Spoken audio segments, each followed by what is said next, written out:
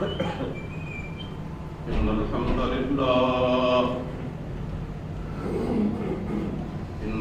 لله نحمده ونستعينه ونستغفره ونعوذ بالله من شرور أنفسنا ومن سيئات أعمالنا من يهده الله فلا مضل له ومن يضلله فلا هادي له وأشهد أن لا إله إلا الله وحده لا شريك له وأشهد أن محمدا عبده ورسوله أما بعد فإن خير الحديث كتاب الله وخير الهدي هدي محمد صلى الله تعالى عليه وسلم وشر الأمور محدثاتها وكل محدثة بدعة وكل بدعة ضلالة وكل ضلالة في النار رب اشرح لي صدري ويسر لي أمري واحلل عقدة من لساني يفقهوا قولي أعوذ بالله السميع العليم من الشيطان الرجيم بسم الله الرحمن الرحيم ولا تحسبن الله غافلا عما يعمل الظالمون إنما يؤخرهم ليوم تشخص فيه الأبصار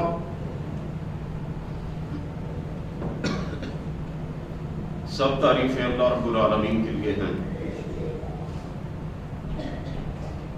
بے شمار درود و سلام نبی اقدس حضرت محمد الرسول اللہ صلی اللہ علیہ وآلہ وسلم کی ذات گرامی پر، آپ کی آل طاہرہ اور آپ کے صحابہ کرام پر، اور قیامت تک آپ کی فرمانبرداری کرنے والے ہر مسلمان پر اللہ کی کروڑوں رحمتیں ہوں۔ حضرات محترم، سرکار دو عالم صلی اللہ علیہ وسلم نے ارشاد فرمایا، اللہ تعالیٰ فرماتے ہیں، یعنی حدیث قدسی ہے، اللہ تعالیٰ کا ارشاد گرامی ہے، یا عبادی انی حرمت الظلم علی نفسی، اے میرے بندو، میں نے اپنے اوپر اس بات کو حرام کر دیا ہے کہ میں کسی پر ظلم کروں، وجعلتہ بینکم محرما، اور تمہارے درمیان بھی اسے حرام ٹھہرایا، فلا تظالموا بینکم، اس لیے تم بھی آپس میں ایک دوسرے پر ظلم نہ کرو۔ ظلم کی تین قسمیں ہیں، ایک تو اللہ رب العزت کے معاملے میں ظلم ہے کہ انسان اپنے پروردگار کی ذات میں، صفات میں اور اختیارات میں دوسروں کو شریک بنائے۔ اس کے بارے میں اللہ رب العالمین نے ارشاد فرمایا، ان الشرک لظلم عظیم، شرک سب سے بڑا ظلم ہے۔ ظلم کی دوسری قسم یہ ہے کہ انسان اپنے جیسے انسانوں پر ظلم کرے یا دوسری مخلوقات پر ظلم کرے، جانوروں پر، پرندوں پر، حیوانوں پر۔ اور ظلم کی تیسری قسم یہ ہے کہ انسان اپنے آپ پر ہی ظلم کرے، یعنی اللہ تعالیٰ کی بغاوت کا، معصیت کا ارتکاب کرے، اللہ رب العالمین کی نافرمانیاں کرے، اور اس طرح پروردگار کی سزا کا مستحق بنے۔ انسان جب بھی کوئی گناہ کرتا ہے تو وہ صرف اور صرف اپنے آپ پر زیادتی کرتا، کسی دوسرے پر نہیں کرتا۔ اللہ رب العزت نے اپنے کلام پاک میں کئی مقامات پر معذب قوموں کا تذکرہ کیا ہے، یعنی وہ قومیں جن پر اللہ تعالیٰ نے اپنا عذاب نازل کیا، ان کے جرائم کی بنا پر، ان کے گناہوں کی بنا پر، اور لوگوں کو یہ بتایا کہ جن قوموں کو ہم نے صفحہ ہستی سے مٹا دیا اور انہیں طرح طرح کی سزاؤں میں مبتلا کیا، یہ خیال نہ کرنا کہ ہم نے ان پر ظلم کیا۔ اللہ فرماتے ہیں وَمَا ظَلَمَهُمُ اللَّهُ وَلَٰكِن كَانُوا أَنفُسَهُمْ يَظْلِمُونَ، ہم نے ان پر کوئی زیادتی نہیں کی بلکہ وہ خود اپنی جانوں پر ظلم کرنے والے تھے۔ انہوں نے ہماری معصیتوں کا، ہماری نافرمانیوں کا ارتکاب کر کے اپنے آپ کو ہمارے عذاب کا مستحق ٹھہرایا۔ ظلم اللہ تعالیٰ کے ہاں انتہائی ناپسندیدہ ہے، اور ظالم اللہ تعالیٰ کے ہاں بڑا قابل نفرت ہے۔ اللہ تعالیٰ فرماتے ہیں الا لعنۃ اللہ علی الظالمین، خبردار رہو کہ ظالم پر ہماری لعنت ہے، ہماری پھٹکار ہے۔ ایک ظالم انسان نہ دنیا میں اللہ تعالیٰ کی پکڑ سے بچ سکتا ہے اور نہ آخرت میں اللہ تعالیٰ کے عذاب سے نجات پا سکتا ہے۔ ہمارے دین نے ہمیں یہ تعلیم دی ہے اور ہماری شریعت نے ہمیں یہ بات سمجھائی ہے کہ جب کسی پر ظلم ہو رہا ہو تو پھر خاموش تماشائی کا کردار ادا نہ کیا جائے، پھر یہ نہ دیکھا جائے کہ مظلوم ہمارا رشتہ دار ہے یا نہیں ہے، اس سے ہمارا کوئی تعلق ہے یا نہیں ہے، اور یہ بھی نہ دیکھا جائے کہ ظالم کون ہے، اپنا ہے یا پرایا ہے، ہمارا کچھ لگتا ہے یا اجنبی ہے، طاقتور ہے یا کمزور ہے، بلکہ شکل و صورت کی بجائے، تعلق اور رشتے کی بجائے مومنانہ کردار کو دیکھنا ہوگا۔ حضرت براء بن عازب رضی اللہ تعالیٰ عنہ کہتے ہیں، بخاری شریف کی حدیث ہے، وہ فرماتے ہیں کہ رسول کریم صلی اللہ علیہ وسلم نے ہمیں یہ حکم دیا، امرنا رسول اللہ صلی اللہ علیہ وسلم بالنصر المظلوم۔ حدیث پاک کے الفاظ پہ غور کیجئے۔ حضرت براء رضی اللہ تعالیٰ عنہ کہتے ہیں کہ سرکار تو عالم صلی اللہ علیہ وسلم نے ہمیں اس بات کا حکم دیا تھا۔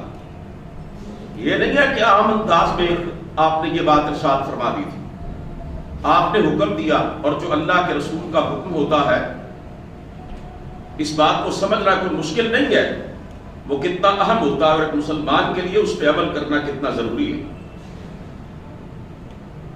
علماء کہتے ہیں کہ اللہ تعالیٰ جس بات کے بارے میں یہ ارشاد فرمائے کہ یہ میرا حکم ہے وہ فرض ہوتا ہے، تو اللہ کے رسول کا حکم جو ہے وہ بھی اپنی طرف سے تو نہیں ہوتا، وہ بھی اللہ کی طرف سے ہوتا ہے۔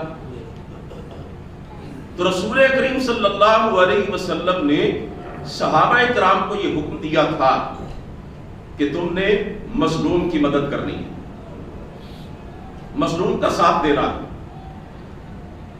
مظلوم کے کندھے سے کندھا ملا کے کھڑا ہونا ہے، مظلوم کو سپورٹ کرنا ہے، اور مظلوم کو اس کا حق دلانے میں اس سے تعاون کرنا ہے۔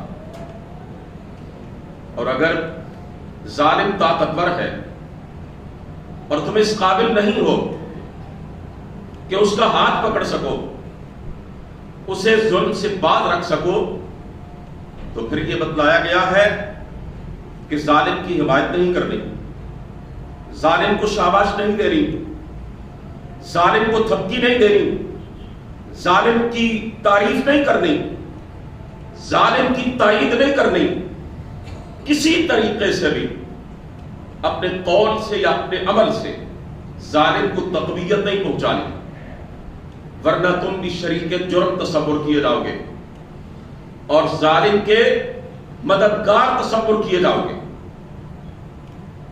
سرکار دو عالم صلی اللہ علیہ وسلم اپنی نبوت سے پہلے کی زندگی میں جن مختلف اوصاف سے جانے جاتے تھے اور جن مختلف صفات کی بنا پر مشہور تھے، اور پورے مکے میں آپ صلی اللہ علیہ وسلم کو جن باتوں کی بنا پر معزز سمجھا جاتا تھا، ان میں سے ایک بات یہ تھی کہ آپ ظالم کے خلاف کھڑے ہوتے تھے اور مظلوم کا ساتھ دیتے تھے۔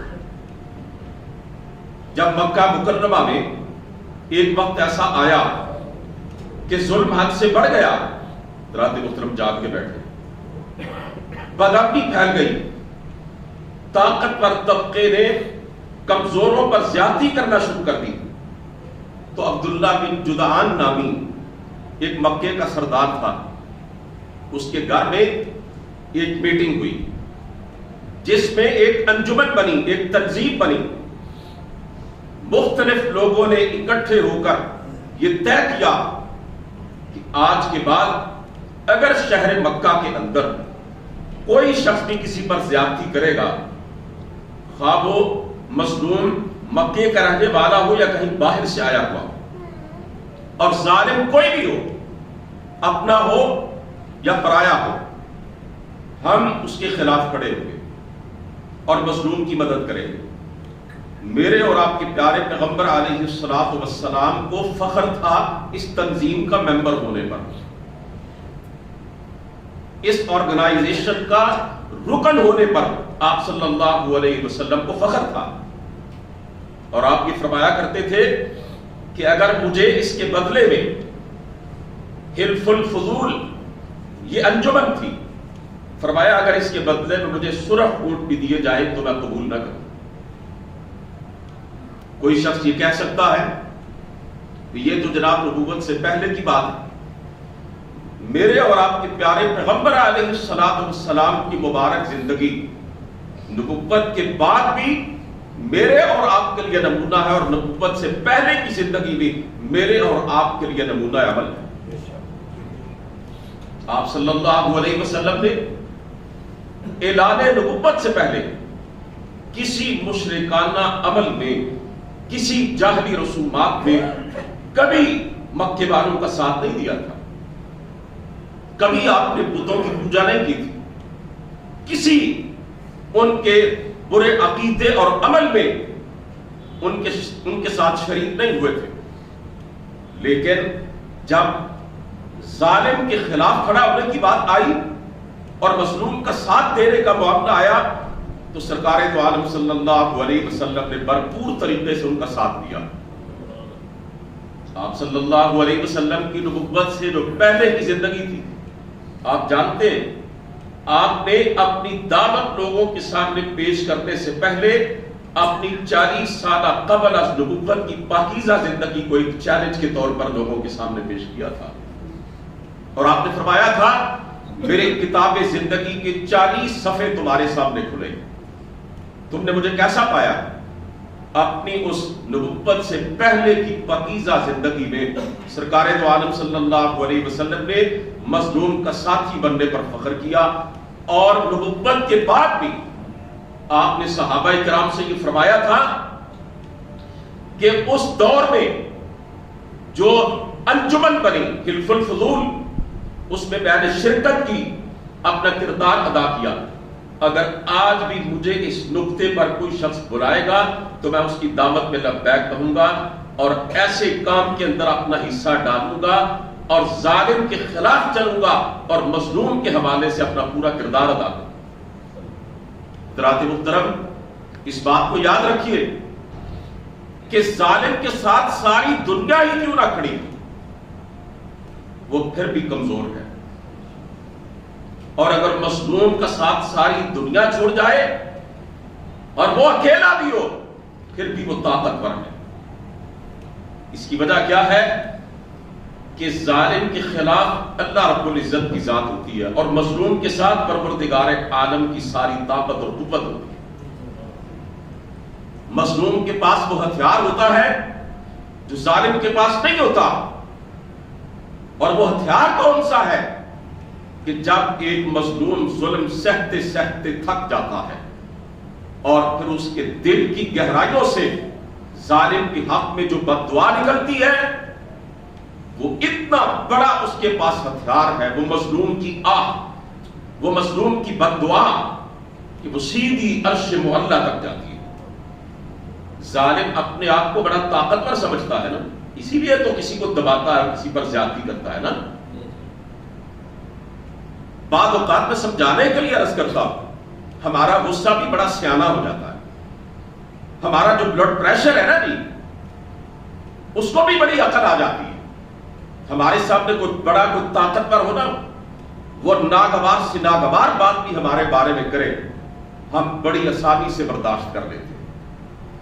اور کوئی غریب آدمی، کوئی کمزور آدمی اگر ہمارے متعلق ذرا سی بھی کوئی ناگوار بات کر دے نا جی، پھر ہمارا بلڈ پریشر ہائی ہو جاتا ہے، پھر ہمارا غصہ بڑے عروج پہ پہنچ جاتا ہے۔ یہ ظالم ظلم کرتا ہی اس لیے ہے کہ وہ اپنے آپ کو بڑا تیس مار خان سمجھتا ہے، طاقتور سمجھتا ہے، اپنے آپ کو بالادست سمجھتا ہے، اپنے آپ کو زبردست سمجھتا ہے، اور کسی بھی حوالے سے جو کمزور آدمی ہے اس پر چڑھائی کرتا ہے، اس پر زیادتی کرتا ہے، اور اس بات کو بھول جاتا ہے کہ یہ بیچارہ اکیلا ہے، اس کا کوئی سپورٹر نہیں ہے۔ ذہن سے شیطان نکال دیتا ہے کہ اللہ رب العالمین جو سب سے بڑا اس کائنات کا زبردست مالک ہے وہ اس کے ساتھ کھڑا ہے، اور اس کی تائید و نصرت اس کو حاصل ہے۔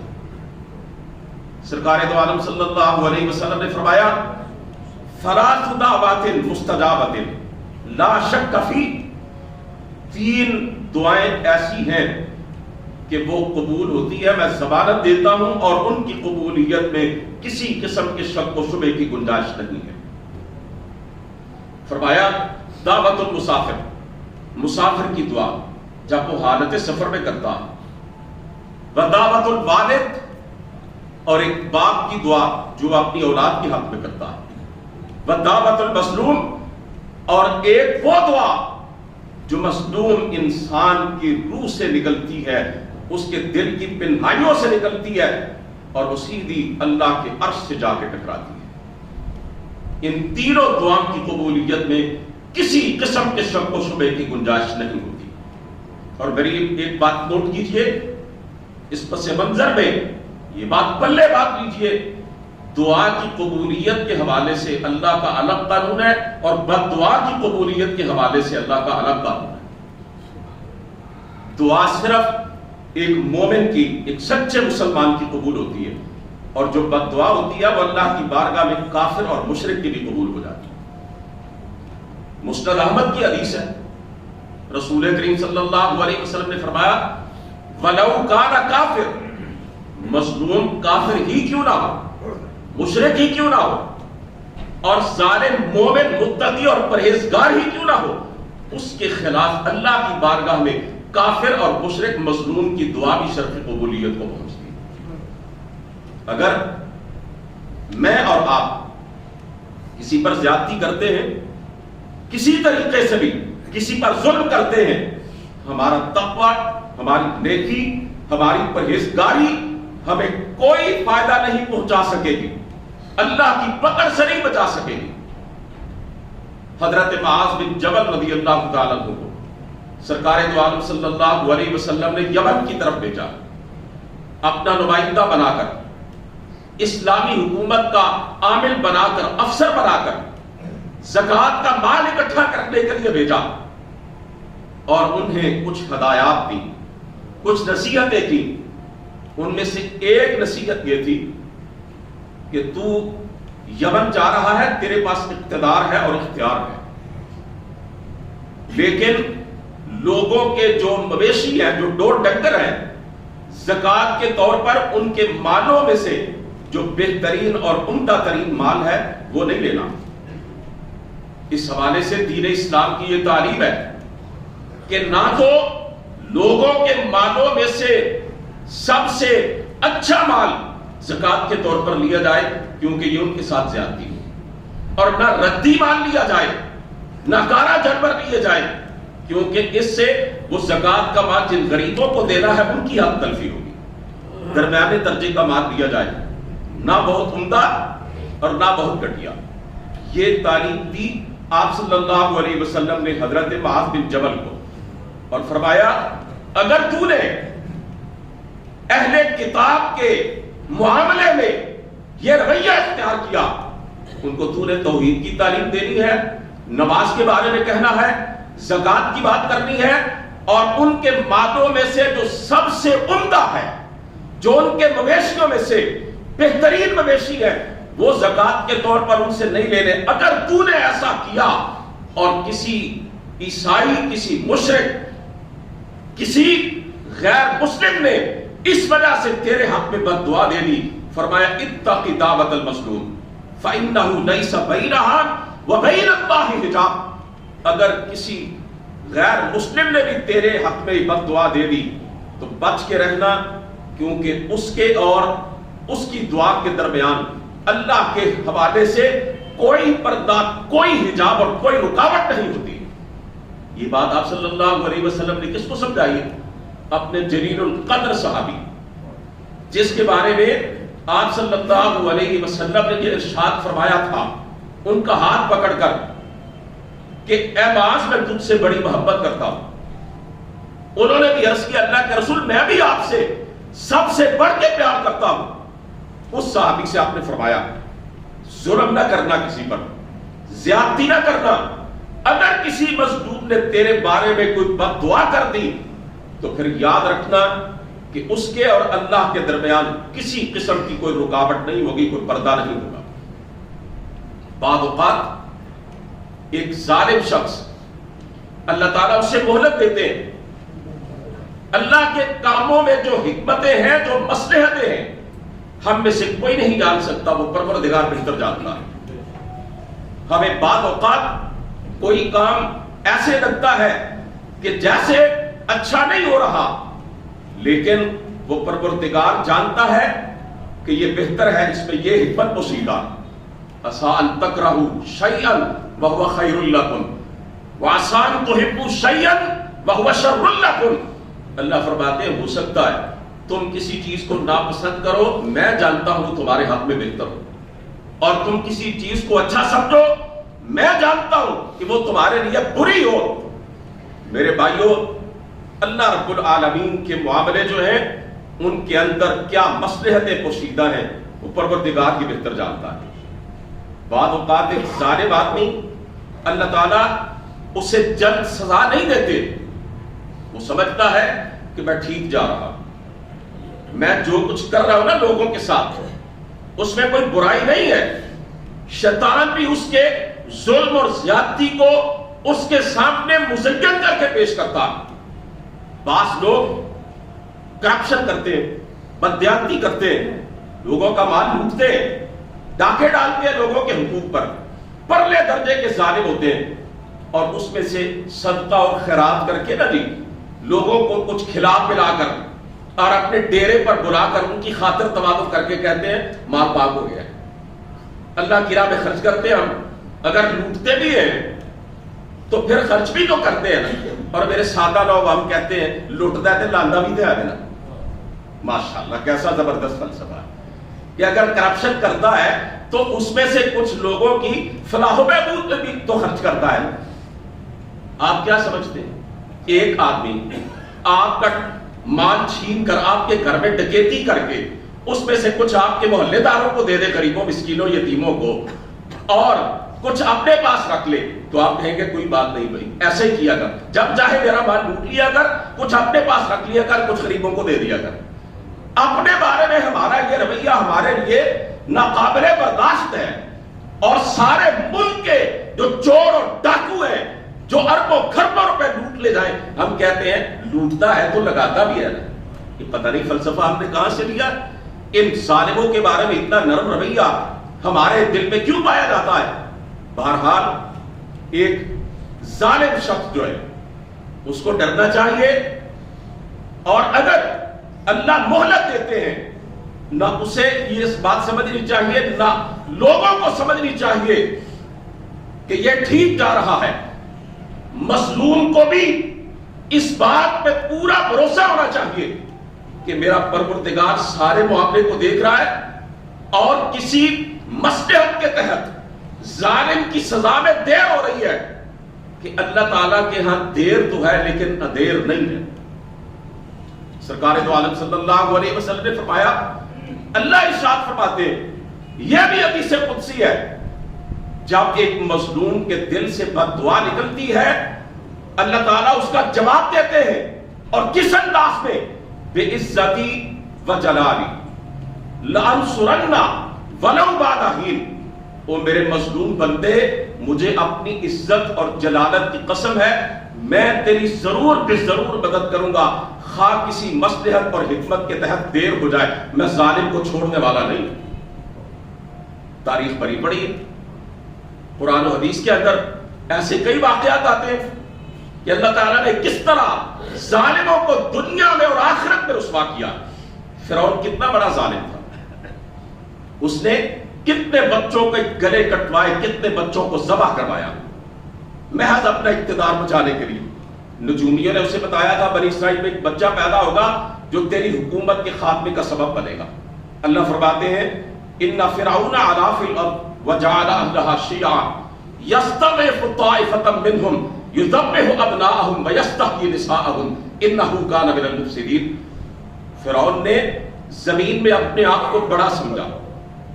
میں نے پہلے بھی کہا ظالم ظلم کرتا ہی اس لیے ہے کہ وہ اپنے آپ کو طاقتور سمجھتا ہے اور دوسروں کو کمزور سمجھتا ہے.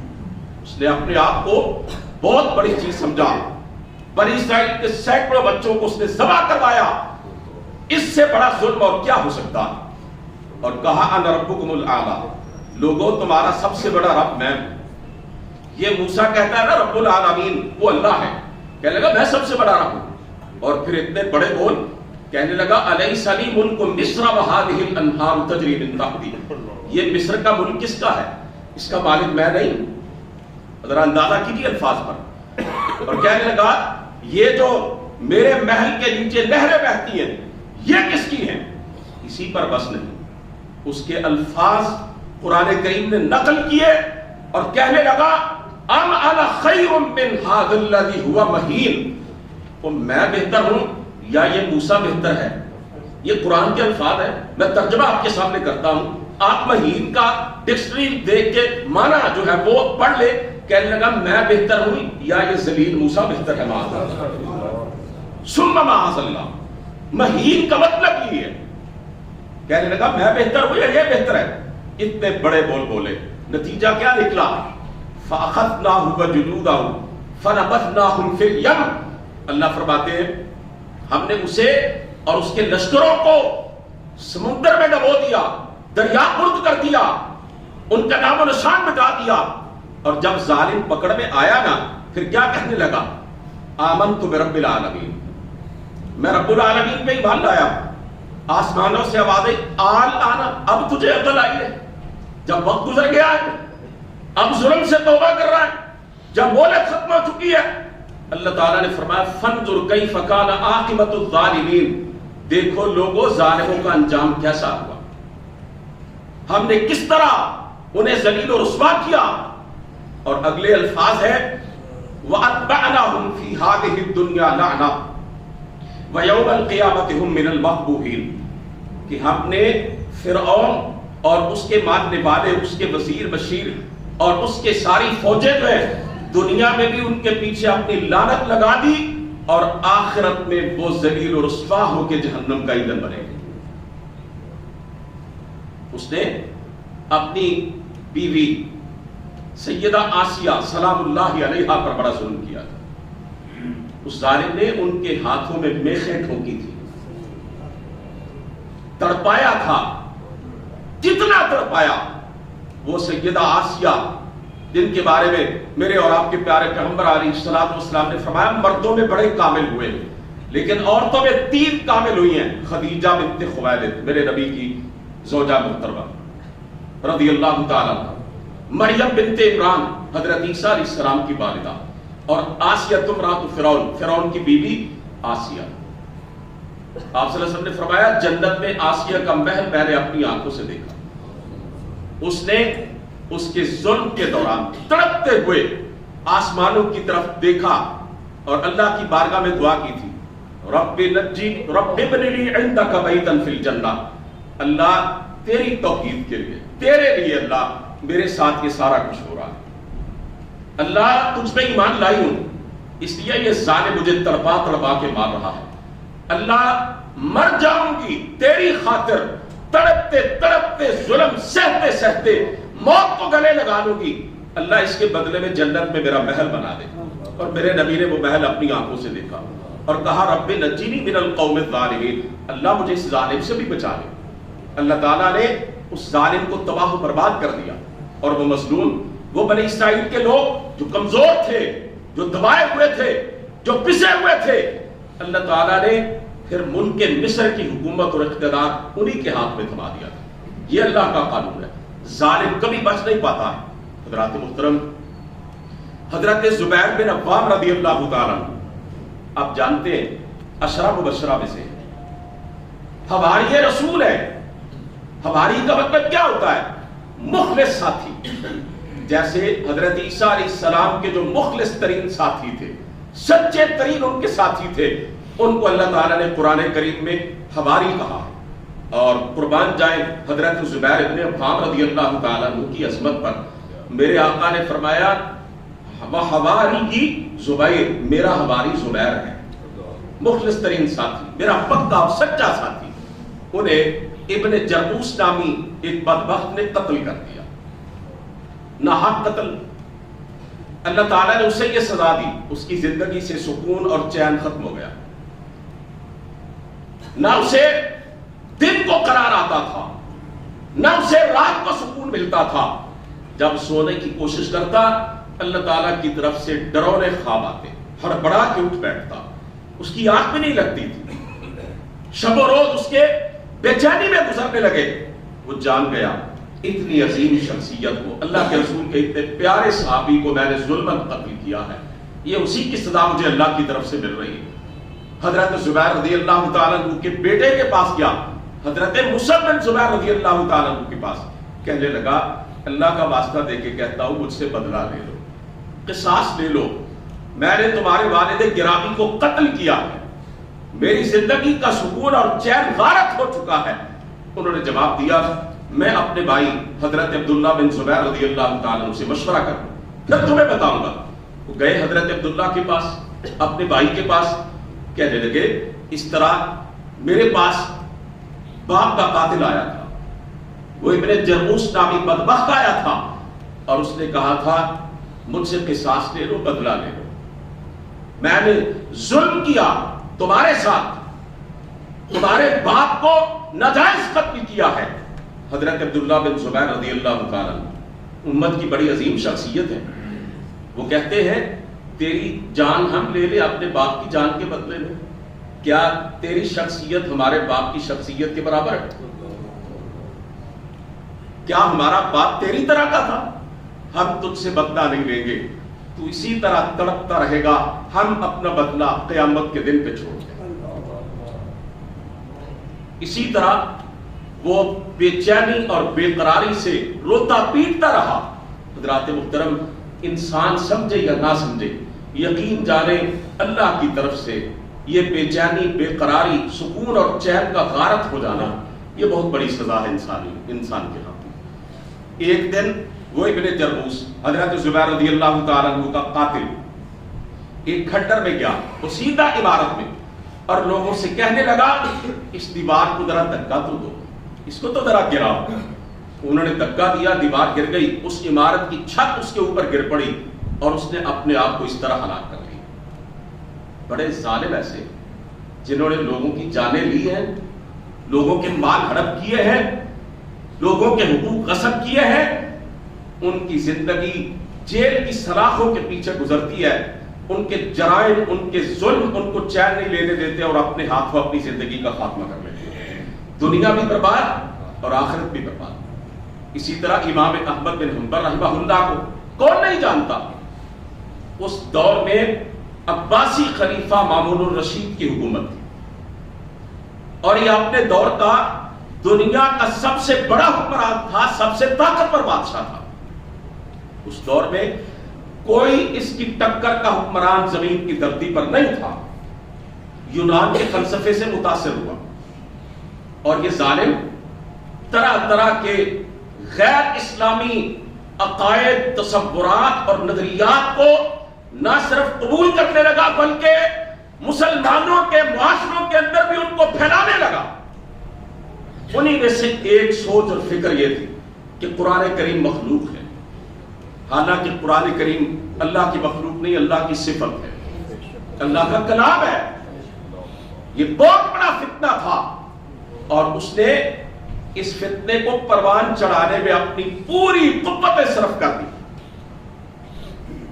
اس نے مار پیٹ شروع کر دی اور بڑے بڑے علماء اور صلحاء اس کے مار اور اس کے ظلم کی وجہ سے دب گئے، یا انہوں نے لالچ دے کر ان کو خاموش کروا دیا۔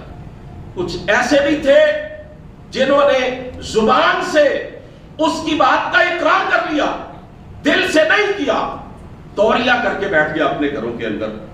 لیکن امام اہل سنت والجماعہ حضرت امام احمد بن حنبل استقامت کا پہاڑ بن کے کھڑے رہے۔ تاریخ کے اندر جو جلاد ان کو کوڑے مارتا تھا اس کے اپنے الفاظ لکھے ہوئے، اگر کسی ہاتھی کی پیٹھ پر میں اتنی قوت سے کوڑے مارتا تو وہ بھی چلا اٹھتا، لیکن امام احمد بن حنبل کی زبان سے اف تک نہیں نکلتا تھا۔ بڑا مارا گیا، بڑی زیادتی کی گئی، اور ایک دن خلیفہ مامون الرشید نے حکم دیا، اپنے سپاہیوں کو بھیجا کہ احمد ابن حنبل کو ہتھکڑیوں میں جکڑ کر پاؤں میں بیڑیاں ڈال کر میرے پاس لایا جائے۔ وہ طرطوس کے بڑے مشہور شہر کے اندر بیٹھا ہوا تھا۔ امام احمد بن حنبل کے پاس اس کے فوجی گئے اور کہنے لگے خلیفہ نے، حکمران نے تجھے طلب کیا۔ ہتھکڑیاں ان کے ہاتھوں میں ڈالی گئی اور جب ان کو لے جایا جانے لگا گھٹنوں کے بل بیٹھ گئے امام احمد بن حنبل اور اپنی نگاہیں آسمان کی طرف اٹھائیں اور کہنے لگے سیدی، اے میرے آقا، اے میرے پروردگار، غر حلمک ھذا الفاجر، تیرے حلم میں، تیری برداشت نے، تیری مہلت نے اللہ اس فاسق و فاجر انسان کو دھوکے میں ڈال دیا ہے کہ مجھ سے کوئی پوچھنے والا نہیں ہے۔ حتی تجرع علی اولیائک، یا اللہ اتنا اس کا ظلم بڑا ہے، اور اللہ تیری مہلت سے اسے اتنی غلط فہمی پیدا ہو گئی ہے کہ یہ تیرے نیک بندوں پر، تیرے ولیوں پر بھی ظلم کر رہا ہے۔ الہ العالمین، میں تیری بارگاہ میں دعا کرتا ہوں، فاغفر مؤونتہ، آج اس نے مجھے حتمی اقدام اٹھانے کے لیے اپنے پاس بلایا اور مجھے ہتھکڑیوں اور بیڑیوں میں جکڑ کر اس نے حکم دیا ہے کہ میرے سامنے پیش کیا جائے۔ اللہ آج یہ میرے ساتھ کیا کرنا چاہتا ہے تو جانتا ہے، آج یہ میری جان لینا چاہتا ہے۔ الہی میں تجھ سے دعا کرتا ہوں، آج اس کی طرف سے آنے والی مصیبت میں تو میرے لیے کافی ہو جا۔ اور ایک روایت میں آتا ہے امام احمد نے یہ بددعا کی، اللہ آج مجھے اس بدبخت کا چہرہ نہ دکھا۔ اٹھاؤ تاریخ کے اوراق۔ اس کے سپاہی امام احمد ابن حنبل کو گرفتار کر کے اس کے سامنے پیش کرنے کے لیے لے جا رہے تھے، ابھی اس کے پاس پہنچے نہیں تھے، راستے میں خبر آئی وہ ظالم اپنے انجام کو پہنچ گیا، مر چکا ہے۔ حضرت احمد ابن حنبل کی بددعا پوری ہو چکی ہے۔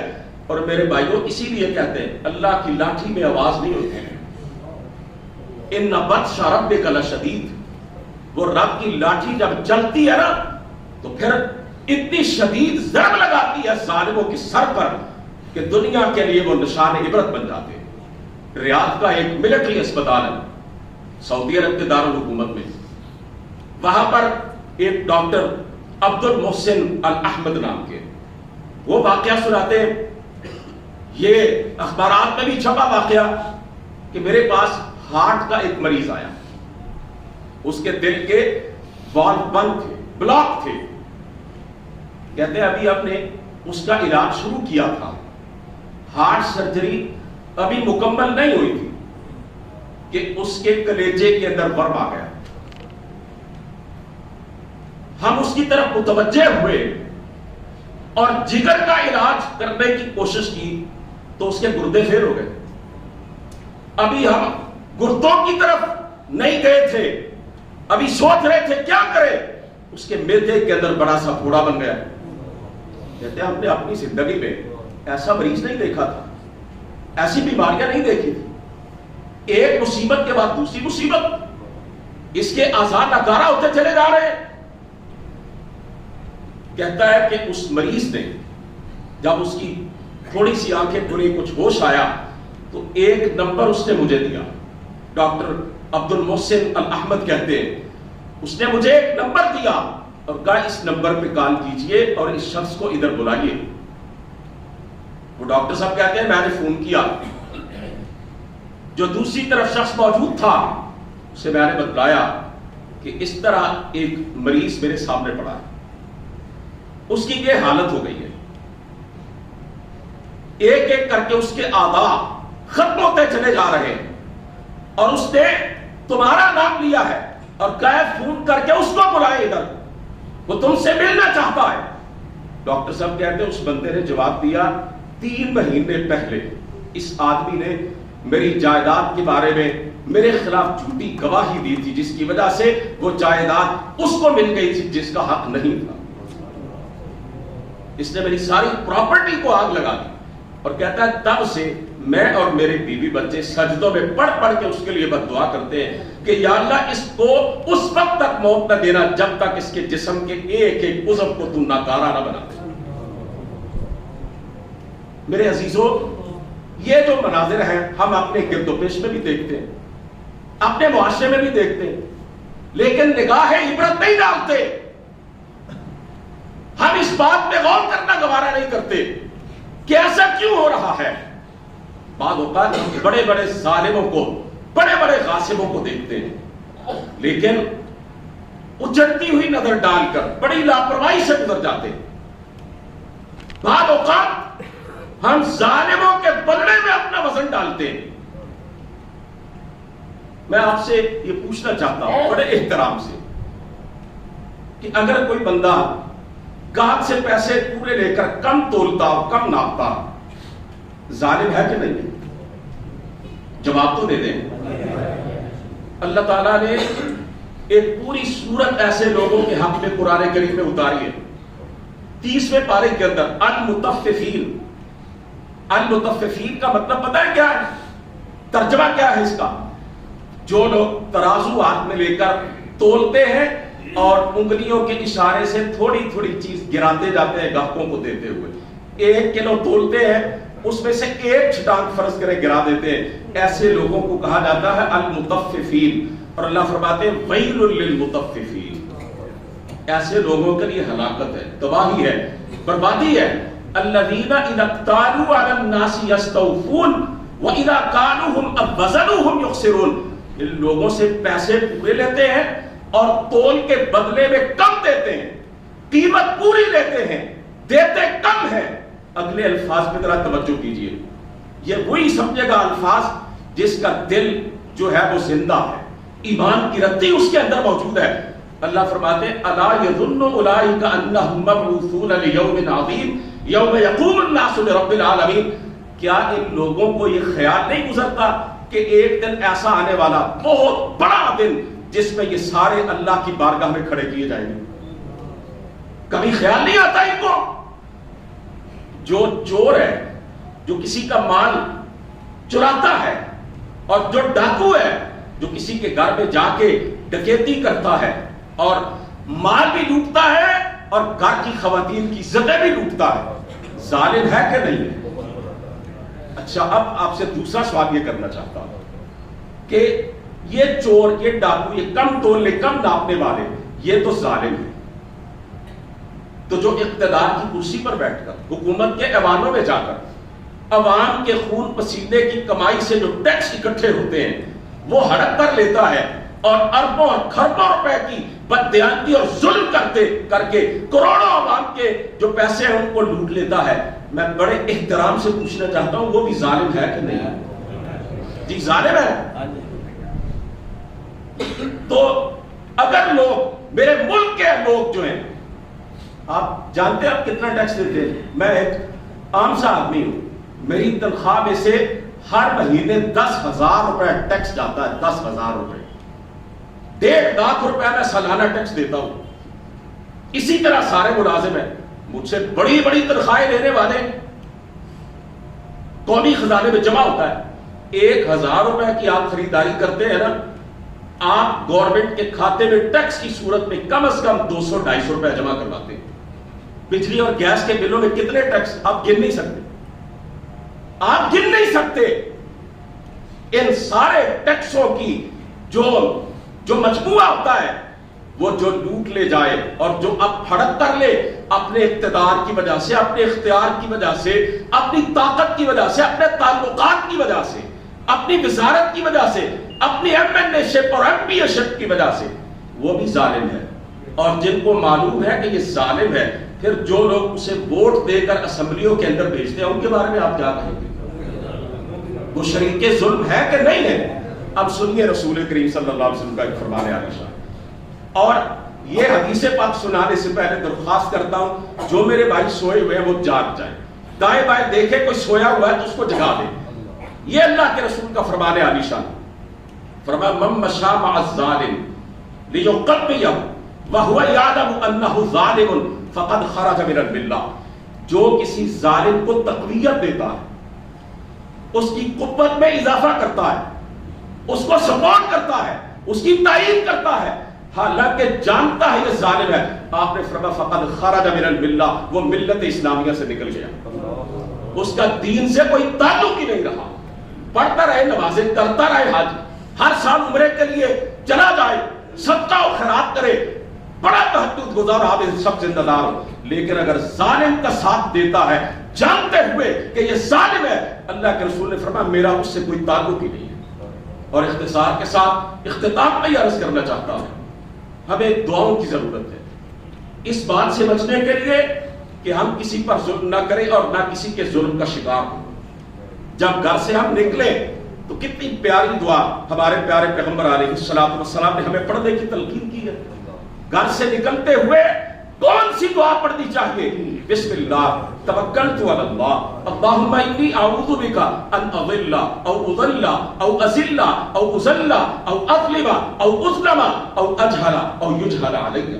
کیا ترجمہ اس کا؟ اللہ کا نام لے کر اپنے گھر سے نکلا، میں نے اس مالک پر بھروسہ کیا، اے اللہ میں تیری پناہ چاہتا ہوں اس بات سے کہ میں خود گمراہ ہو جاؤں یا کوئی مجھے گمراہ کرے، میں خود ڈگمگا جاؤں یا کوئی مجھے ڈگمگا دے، دین سے ہٹا دے، میں کسی پر ظلم کروں یا کوئی میرے ساتھ ظلم کرے، میں کسی کے ساتھ جہالت سے پیش آؤں یا کوئی میرے ساتھ جہالت سے پیش آئے، اللہ ان تمام باتوں سے میں تیری پناہ چاہتا ہوں۔ جب بھی گھر سے نکلے، اللہ کے رسول صلی اللہ علیہ وسلم نے فرمایا گھر کی دہلیز کو پار کرتے ہوئے یہ دعا پڑھنی چاہیے۔ ظالموں سے بچانے والی ذات اللہ کی ہے، ظلم سے بچانے والی ذات اللہ کی ہے۔ اور ایک آخری اللہ کے رسول کا فرمان سن لیجئے، پھر میں اپنی بات کو ختم کروں۔ اللہ فرماتے ہیں، حدیث قدسی ہے، اللہ کے رسول نے ارشاد فرمایا، اللہ فرماتے ہیں قیامت کے دن 3 آدمیوں کی طرف سے میں خود ظالم سے بات کروں گا، مظلوم نہیں بولے گا۔ ان میں سے ایک وہ شخص، وہ ظالم جس نے کسی مزدور سے کام پورا کروایا لیکن اس کی اجرت دبا لی، اس کا معاوضہ اس کو نہیں دیا، کہ وہ کمزور تھا، وہ کمزور تھا۔ اللہ کے رسول نے فرمایا، اللہ فرماتے ہیں میں اس مزدور کی طرف سے قیامت کے دن اس ظالم کے خلاف خود بولوں گا، وہ نہیں کہے گا یا اللہ اس نے میرے ساتھ زیادتی کی تھی۔ حضرات محترم، ایک مسلمان کا کردار بڑا مضبوط ہونا چاہیے، ایمان کا ایک لازمی تقاضا، ظالم کا ساتھ نہ دیا جائے، اپنا ہو، عزیز ہو، کچھ لگتا ہو اور کتنا ہی بڑا کیوں نہ ہو، اور مظلوم کا ساتھ کبھی چھوڑا نہ جائے، خواہ اس سے کسی قسم کا کوئی تعلق ہی کیوں نہ ہو۔ اللہ فرماتے ہیں وَلَا تَحْسَبَنَّ اللَّهَ غَافِلًا عَمَّا يَعْمَلُ الظَّالِمُونَ، جو ظلم کرتے ہیں وہ ہرگز یہ خیال نہ کرے کہ ہمیں ان کے کرتوتوں کا علم نہیں ہو رہا۔ اللہ فرماتے ہیں ہم جانتے ہیں انما یؤخرهم لیوم تشخص فیہ الابصار، ہم ان کو مہلت دے رہے ہیں اس دن تک جب لوگوں کے دل بھی الٹ جائیں گے اور آنکھیں بھی الٹ جائیں گے۔ اللہ تعالی ہمیں اس بات کی توفیق دے ہم کسی پر ظلم نہ کریں، کسی پر زیادتی نہ کریں، اور اللہ تعالی جو ہم پہ ظلم کرنا چاہتے ہیں ان کے مقابلے میں ہمارے لیے کافی ہو جائے۔